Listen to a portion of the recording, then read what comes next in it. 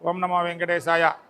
తిరుమల తిరుపతి దేవస్థానంలో అప్పలాయగుంట శ్రీ ప్రసన్న వెంకటేశ్వర స్వామివారి దేవస్థానం శ్రీవారికి పద్మావతి అమ్మవారిని వెంకటేశ్వర స్వామివారు ఆకాశరాజు తనైనటువంటి పద్మావతి అమ్మవారిని నారాయణవనంలో వివాహం చేసుకొని స్వామివారు తన తల్లిగారి ఇల్లైనటువంటి వకులామాతాశ్రమం తిరుమల బయలుదేరి ప్రయాణమవుతూ మార్గమధ్యంలో ఈ గ్రామాన్ని ఆనుకొని పెద్ద పర్వతం ఉన్నది. దాన్ని యోగుల పర్వతం, వేముల పర్వతం అని భక్తాదులంతా పిలుస్తుంటారు.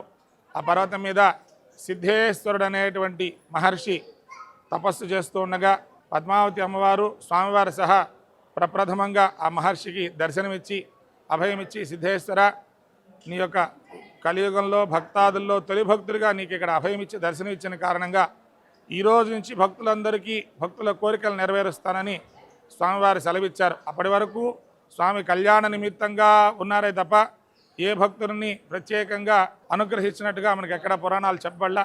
అలా ఈ పరమాత్మ తొలిగా ఈ యొక్క సిద్ధేశ్వర మహర్షికి ఈ క్షేత్రంలో అభయమిచ్చి దర్శనమిచ్చిన కారణంగా ఈ రోజు నుంచి భక్తులందరికీ నా దర్శనం దొరుకుతుంది. తొలి భక్తుడిగా నేను ఇక్కడ అభయముద్రతో నీకు దర్శనం ఇచ్చాను కాబట్టి ఇక్కడ వచ్చేటువంటి భక్తులందరి కోరికలు తప్పకుండా నెరవేరుతాయి అని స్వామివారి సెలవిచ్చినట్టుగా వెంకటాచల మహాత్యంలో చెప్పబడినట్టుగా భక్తాదుల యొక్క నమ్మకం.